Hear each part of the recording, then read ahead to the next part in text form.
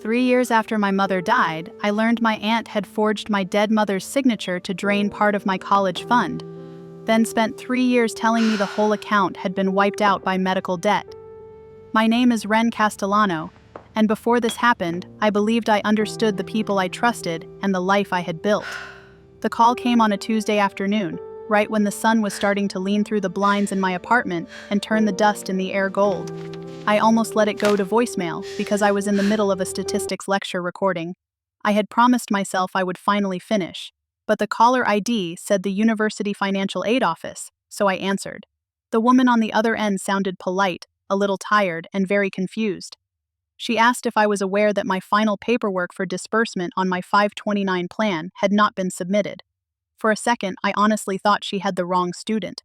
I remember laughing once nervously and telling her she had to be mistaken because I had not touched a 529 account in years.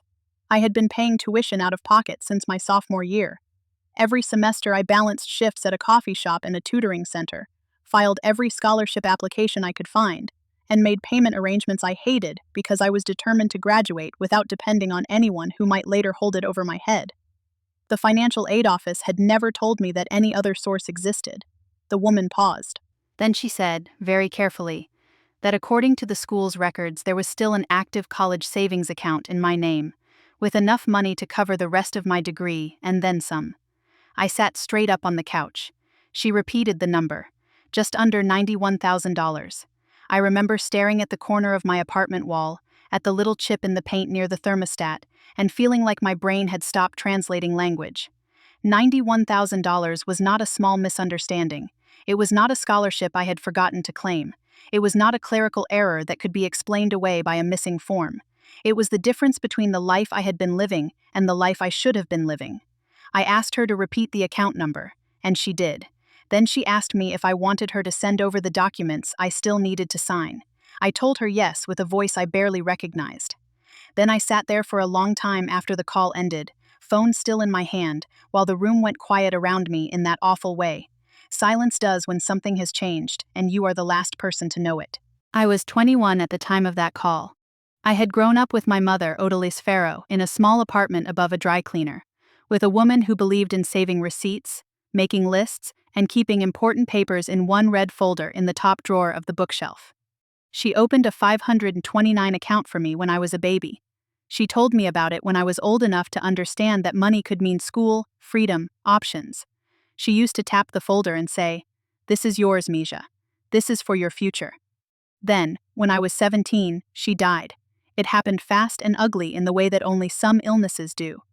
There were hospital corridors, plastic chairs, calls from nurses, empty coffee cups, and a point where I realized I had stopped thinking in days and started thinking in doses, scans, and oxygen levels. By the time it was over, there were condolences from neighbors who barely knew me, casseroles in aluminum pans, and an emptiness in the apartment so big it seemed to have swallowed all the sound. After the funeral, I moved in with my aunt Delphine, my mother's older sister. Delphine had always been the steadier one in the family. She was the one who remembered birthdays, who brought envelopes with cash tucked inside for Christmas, who could make a room laugh with a story that started as a complaint and ended with everyone clapping her on the back. She was not warm the way my mother had been warm. My mother had been all instinct and softness and sudden laughter. Delphine was more practical, more measured, the kind of woman who kept her car cleaned out and her pantry stocked and her eyebrows perfectly shaped even when the world was falling apart. When my mother died, Delphine took me in without hesitation. At the time, I thought that meant everything. She handled the legal guardianship paperwork. She made sure I got to school. She sat through the meetings with counselors who wanted to know if I was processing appropriately, which is a phrase I have never forgiven. She learned which groceries I liked, which teachers were strict, which nights I liked the lights left on in the hallway. She was there the first time I got sick from stress and forgot to eat. She was there when I had nightmares so vivid I woke up crying and found she had left a glass of water on my nightstand because she had heard me moving around. I resented her sometimes, of course. I was 17, grieving, angry, and terrified, and no arrangement could have satisfied that version of me, but I never doubted that she was trying. And because of that, When she told me a year after my mother's death that the college fund was gone, I believed her. I remember that day clearly because it was one of the first truly normal-seeming Saturdays after months of everything feeling like a bad dream. Delphine was in the kitchen making coffee in the old blue mug my mother used to use. I was sitting at the table with my laptop open, trying to find cheap textbooks, when she mentioned school expenses in the same practical tone she used for grocery bills and utility due dates. "You shouldn't worry about the 529, she said. I looked up. She set the mug down carefully, as if the conversation itself were something fragile. She told me there had been medical debts after my mother died. She said there were bills no one had expected, costs insurance had not covered, fees that had come in long after the funeral. She told me she had done the best she could, but the account had been drained to handle those debts and some of the legal expenses. I remember asking, stunned, all of it? She nodded. I felt the floor go out from under me in the quietest possible way. It was not just disappointment. It was a complicated, almost embarrassed kind of grief. I was already carrying the fact that my mother would never see me graduate, never walk me down a hallway, or cry at a ceremony, or make a joke about student loans.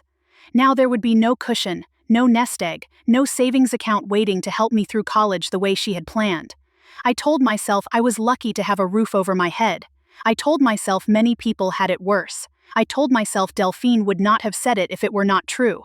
So I worked. I took every shift I could get. I filled out FAFSA forms in copy shop break rooms. I bought used notebooks and ate instant noodles, and learned how to stretch a paycheck until it became threadbare. I told myself the fund had been swallowed by necessity, and that life was simply unfair in a way I had to endure. For 3 years, I believed that story. That was why the call from the financial aid office hit me so hard. Because if there was still $91,000 in that account, then everything I had lived with for the last 3 years was built on a lie. I did not confront Delphine that night. I know that surprises people when I tell this story, but I had reasons. Delphine was not just an aunt who had taken over a bill. She was the person who had cooked my meals when I could not get out of bed. She was the person who had shown up with extra toiletries when I cried because I was too broke to buy shampoo that month. She was the person who had stood in the front row at my high school graduation and clapped louder than anyone when they called my name. If there was some mistake, I needed to know what kind of mistake it was. If there was fraud, I needed to understand how deep it went. And if I walked into her house and accused her without proof, there was no taking that back. So I started with the plan administrator. The next morning I called the 529 company directly. I told them I was the beneficiary and asked for the full transaction history. The representative was professional, but I could hear the slight caution in her voice when I asked whether the account had ever been fully liquidated. She checked, then said no. Not even close. What she emailed me later that afternoon made my hands shake so hard I had to sit on the floor to read it properly. There had been one withdrawal about 4 years earlier for $11,000. That was it. One distribution. The rest of the money had remained untouched. 11,000, not 91. Not everything, $11,000. That was when I felt the first real surge of anger. It was not even the amount, exactly. It was the scale of the lie. Delphine had not just taken money and made a bad financial choice. She had taken a small portion of the account and turned it into a complete disappearance, a total loss, a story designed to close the door forever. I requested the authorization paperwork. When the second email arrived, my stomach dropped. There was a withdrawal request form signed with my mother's name. My mother's name. The date on the form was a full year after she had died.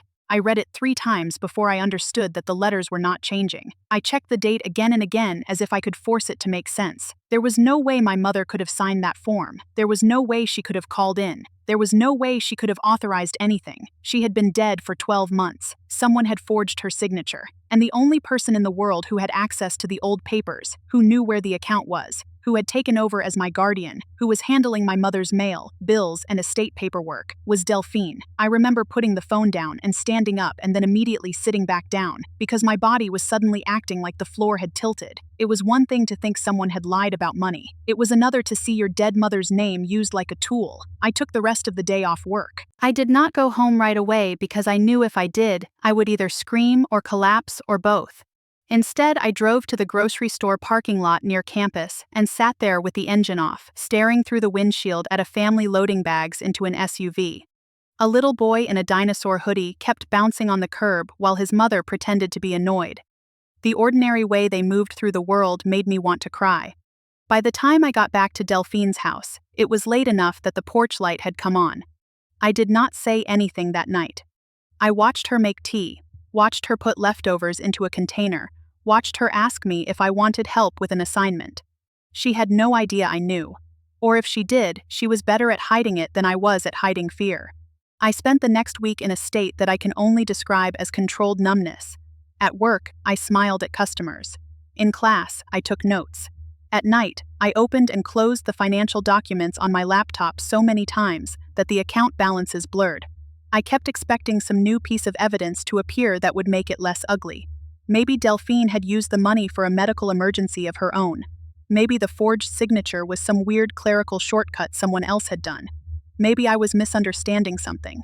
But every time I looked at the documents, the same facts stayed in place. One withdrawal, one forged signature, one lie big enough to reshape my entire college experience. I knew I could not handle it alone, so I looked for an attorney. I was 21, broke, and deeply aware that my entire life could turn inside out if I handled this badly. I did not want a flashy lawsuit. I did not want to embarrass the family on social media. I did not want to pick a fight without understanding the consequences. I wanted someone who could tell me what had happened in plain English and what my options were. That was how I found Priscilla Nakamura.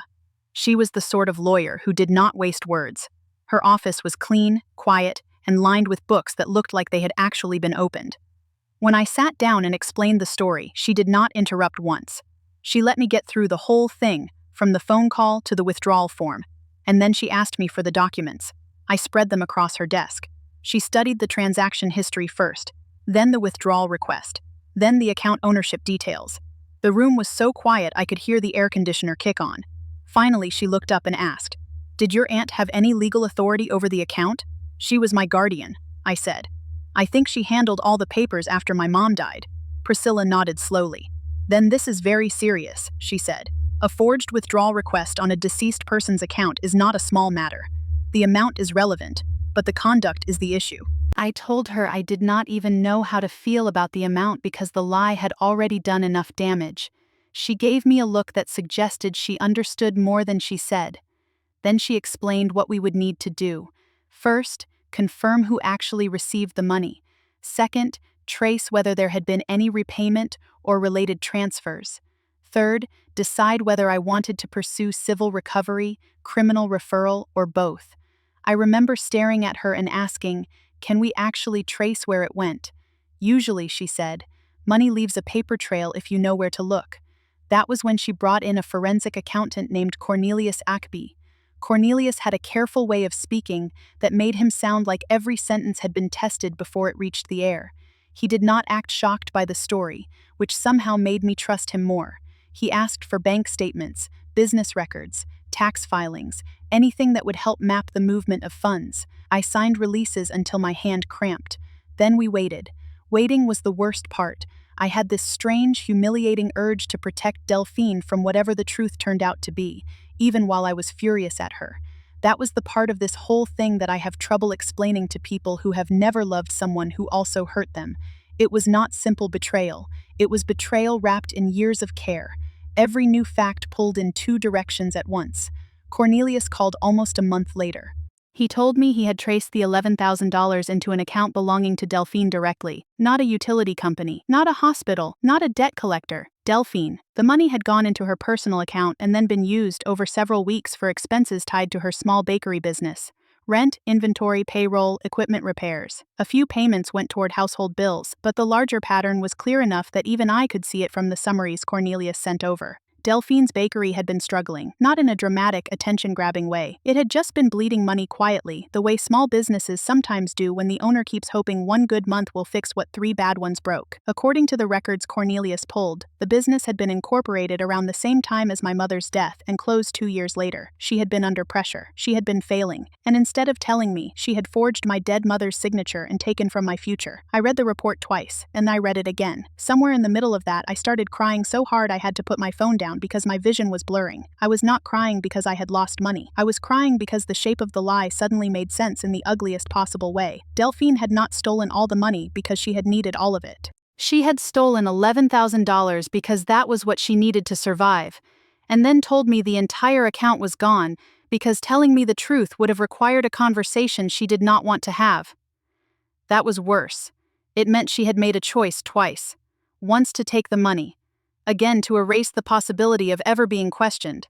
Priscilla asked me what I wanted to do next. I did not answer immediately. Part of me wanted to go straight to the police.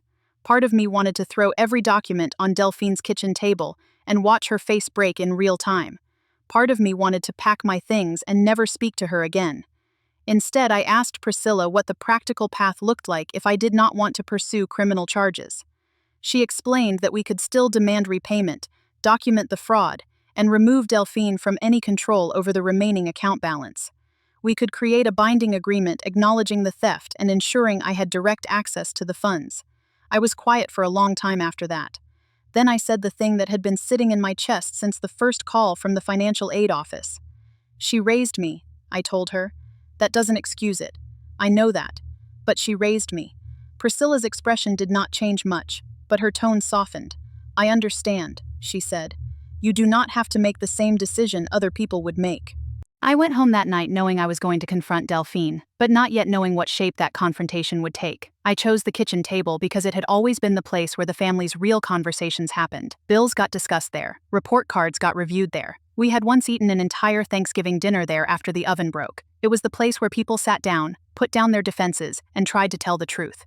When I told Delphine I needed to talk, she looked up from the cutting board, wiped her hands on a towel, and said sure. I could hear the concern in her voice immediately. That made the whole thing harder. She sat down across from me and asked, "What happened?" I put the documents on the table between us. She looked at them, and I watched her eyes move over the transaction history first, then the signature page. The blood drained from her face. For one suspended second, she said nothing at all. Then she asked, very softly, "Where did you get this?" "From the account administrator," I said. My voice sounded steadier than I felt. "They said the account still has $91,000 in it. They sent the records. They also sent the form with my mother's signature on it. The one dated a year after she died." Delphine closed her eyes. That was worse than a denial. A denial would have meant she was trying to fight me. The look on her face told me she knew exactly what I was talking about. I asked her if she had forged my mother's signature. She did not answer right away. Then she said, "Wren." I stopped her. "Yes or no?" Her shoulders sank. "Yes," she said. I remember the way my own body reacted. My heartbeat got so loud I could hear it in my ears. I had expected an argument, maybe a lie, maybe outrage. I had not expected her to admit it so quickly. "You told me the account was empty," I said. She looked at the papers again. "I know. You told me it had all been used for my mom's medical debts. I know. It was $11,000. She flinched like I had struck her. I waited. She did not correct me. The kitchen suddenly felt too small. The refrigerator hummed. Somewhere outside, a dog barked. I had the weirdest urge to laugh, not because anything was funny, but because the absurdity of it all was almost too big for my body to hold. I asked her where the rest of the money had gone. She said there had not been any other money taken. I asked her why she lied to me for 3 years. That question took longer. When she finally answered, her voice was low and tight, and full of a shame that sounded real enough to be dangerous. She said the bakery had been failing. She said she had not planned it that way at first. According to her, she had been trying to keep the business afloat after my mother died because she believed she needed to stay stable for me. She had taken in a grieving teenager, taken over the house, the bills, the school meetings, the forms, the meals, the counseling appointments, all while the bakery's income began to collapse because a roof leak damaged the back storage room and one of her longtime customers moved away and a supplier raised prices and a cashier quit and she could not afford to replace her. She said she had kept telling herself the money would only be borrowed. She said she had intended to fix it. She said she had taken the $11,000 because she was sure she could pay it back before I ever noticed. But then the business kept slipping, and by the time she realized she could not replace the money quickly, she had already built the lie. "I told myself I'd just say the account was gone," she said, staring at the table. "I thought if I said the whole thing was used up, you'd never look for more. You wouldn't have to know I failed." I remember looking at her and feeling two completely opposite things at once, rage and pity. "You forged my mother's signature," I said. She nodded. "You impersonated a dead woman to steal from your niece." She covered her mouth with one hand. I could see tears in her eyes, but they did nothing to soften what had happened. "You let me work 2 jobs, I said. "You let me think I had nothing while that money was sitting there." She started to cry then, quietly, the way people do when they know crying will not save them. She said she had watched me grow up exhausted and determined and angry, and that every time I worked a double shift, she had told herself she would make it right before I graduated. She said she had wanted to confess more than once. She said she had been ashamed. She said she had thought if she admitted she had only taken part of the money, I would ask why, and then she would have to tell me she had been afraid and broke and too proud to ask for help. There it was. Not necessity alone. Not a temporary emergency. Pride. The thing that had kept her from saying, "I need help," had become the thing that made her forge my mother's signature and lie to my face for years. I told her the truth that had been forming in me since the second I saw the documents. I said, "You did not protect me from anything. You made my life harder for no reason." She said my name like she wanted me to stop. I did not. I told her that if she had come to me, even years later, and said she had borrowed the money because she was drowning, I might have been furious, but I would have had some chance to decide what forgiveness looked like. Instead, she had taken away my choice and replaced it with a lie. That was the moment her face changed in a way that told me she truly understood she had crossed into something she could not explain away. I do not think Delphine is a villain in the simplistic sense people like to assign in stories. Real life is not that clean. She was not twirling a mustache or cackling over my ruined future. She was a woman under pressure who made one cowardly decision and then built an entire emotional architecture around it so she could live inside the lie. That does not make it less wrong. It just makes it harder to hate without qualification. I told her I had a lawyer. That got her attention immediately. She asked if I was going to press charges. I told her I had not decided. She looked genuinely afraid then, and for a terrible moment I saw not the woman who had stolen from me, but the aunt who had once held my hair back when I was sick, who had brought me ice cream after my first breakup, who had taught me how to iron a blouse and balance a checkbook and roast vegetables properly. That was the emotional trap of the whole situation. The person who hurt me and the person who raised me were the same person. I left the documents on the table and told her I would be in touch through my attorney. She did not stop me. The next few weeks were some of the strangest of my life. Priscilla handled the legal side with a calm that helped keep me from unraveling. She explained that because the withdrawal had happened years earlier, and because Delphine had not taken the entire balance, a civil route was likely cleaner and faster than a criminal complaint, though the forged signature was still absolutely evidence of fraud. She also reminded me that civil action did not mean weakness. It meant I was choosing a remedy that fit the reality of my relationship with Delphine. I asked her, more than once, whether I was being naive. She told me no. She said accountability does not have to be theatrical to be real. That sentence stayed with me. We drafted a repayment agreement for the $11,000 plus interest. We also prepared documents removing Delphine from any trustee authority over the 529 account and transferring full control to me. The day Delphine came in to sign, she looked smaller than I had ever seen her. Not physically, just emotionally. She wore a plain navy blouse and had her hair pulled back. There was no makeup over the circles under her eyes. She did not try to argue or bargain. She signed where Priscilla instructed and initialed every page with hands that shook only slightly. At one point she looked at me and said, "I never meant for you to suffer." I believed that was true. That was also what made me angriest. People do terrible things and tell themselves the absence of evil intention reduces the damage. It does not. Harm is harm, whether it comes from cruelty or fear or pride or panic. The fact that she had not wanted to hurt me did not erase the years I spent working night shifts because I thought the money she had stolen did not exist anymore. Priscilla slid the final page toward me. I signed. When it was over, Delphine asked if she could say something without me cutting her off. I told her she could try. She said she had loved my mother.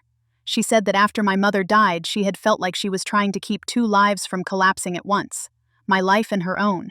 She said she had convinced herself that taking the money would be a temporary bridge and that lying about the amount would save me from knowing how close she had come to losing the bakery and the house and everything she thought made her useful. She said the lie had grown because she was ashamed, not because she was cold. I told her very quietly that shame was not an excuse. She nodded. That was the only honest thing left between us. When the agreement was filed, the remaining account balance was finally transferred into my direct control.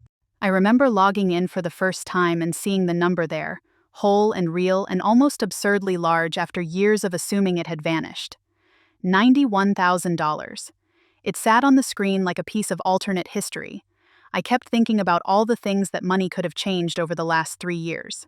Less overtime, fewer panic attacks about bills, one less semester of wondering whether I could afford textbooks and rent at the same time. I was furious enough to cry again.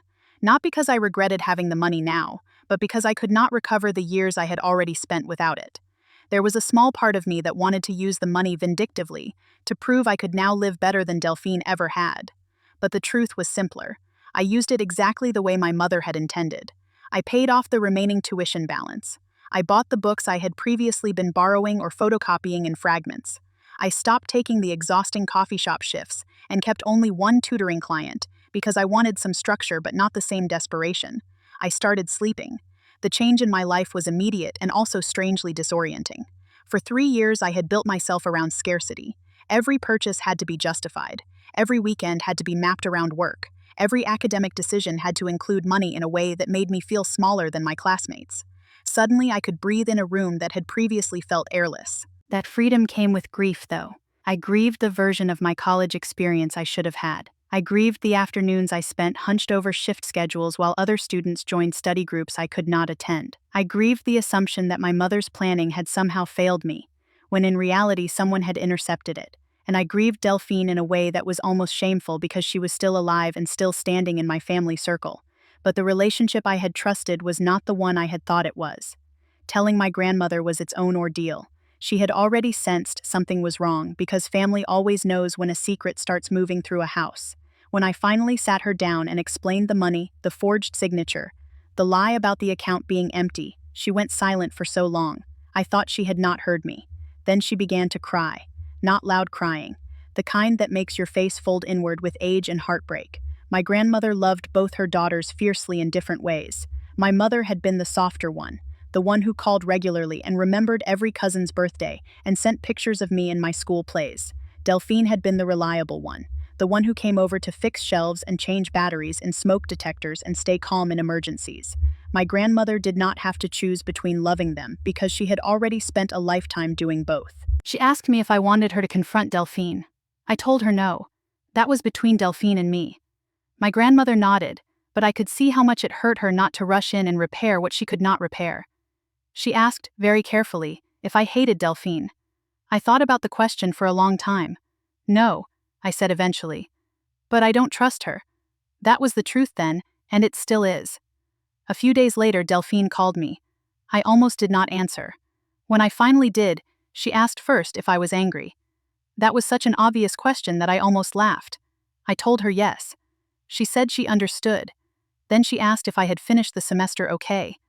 That surprised me enough to make me pause. I told her I had. She said she was glad. We talked for a few more minutes in the most awkward, careful way imaginable, like two people walking around a cracked floorboard and pretending not to see it. She did not ask me to forgive her. She did not ask to come back into my life as if nothing had happened. She said she was making the first payment under the agreement the following week. I told her okay. When the call ended, I stood in my kitchen and realized that some relationships do not end with explosions. They just become quieter, narrower, and much more honest about what they can survive. I finished my senior year the way my mother had always imagined it. Not the way she would have wanted it to happen, because of course she would have wanted to be there. But the fund was used for its intended purpose. My degree was paid for. My final semester was not shaped by panic in the same way the earlier ones had been. I turned in my last paper with one job instead of two, and walked across the stage at graduation with enough money left in my account to start my adult life without immediately sinking. The moment I heard my name called, I looked up into the crowd out of instinct. I saw my grandmother waving. I saw Delphine standing a little apart from the rest of the family, clapping with a strange, restrained expression I could not fully read. And I thought about my mother. I wondered whether she would have laughed at my hair that day, whether she would have cried, whether she would have said something embarrassingly dramatic about how proud she was. I like to think she would have squeezed my hand so hard it hurt. After the ceremony, my grandmother hugged me for so long I thought we both might fall over. Delphine waited until the line of relatives thinned before coming near me. She did not try to make a speech, she just said, "I'm glad you made it." I looked at her for a moment, then said, "So am I." That was not forgiveness. It was simply the truth. People ask me sometimes whether I wish I had handled the situation differently. The answer is complicated. There were moments when I thought I should have filed a police report and let the system decide what the punishment should be. There were moments when I thought I was being too soft, too willing to preserve the idea of family simply because the woman who harmed me had also loved me. There were moments when I thought I had let her off easy, but the older I get, the more I believe that justice is not always identical to maximum punishment. Delphine lost her control over the account. She had to sign a formal acknowledgement of what she had done. She had to repay the money. She had to live with the fact that I knew. That mattered. It mattered to me because I got the money my mother intended for me. It mattered because the lie was documented instead of buried. It mattered because Delphine, for all her pride and excuses, could no longer rewrite the story as a misunderstood emergency. And it mattered because I was able to decide, for myself, how much of her I could still keep in my life. I still see her sometimes. Our relationship will never be what it was before the call from the financial aid office, and maybe that is for the best. We are civil, we are careful. We do not pretend that trust can be restored by good behavior alone. She has repaid enough of the money that I can tell she is trying, and I believe she is sincere when she says she is ashamed. But shame and sincerity do not erase consequences. I keep the forged withdrawal form in a folder with the rest of the case documents. I do not look at it often. When I do, I am always struck by how ordinary the paper looks. No dramatic stain, no visible sign that it carried a lie so large it altered years of my life. Just a form with a signature that was never my mother's, a date that should have made the whole thing impossible, and a bureaucratic neatness that makes the fraud feel almost insulting in retrospect. It reminds me that some betrayals do not arrive with shouting or obvious cruelty. Sometimes they arrive as a comforting explanation from someone you trust. Sometimes they live in the space between a grieving niece and an overwhelmed guardian. Sometimes they are hidden inside a story that sounds reasonable enough to believe until someone finally checks the records. I used to think love meant giving people the benefit of the doubt forever. Now I think love has to survive contact with the truth, or it is not really love at all.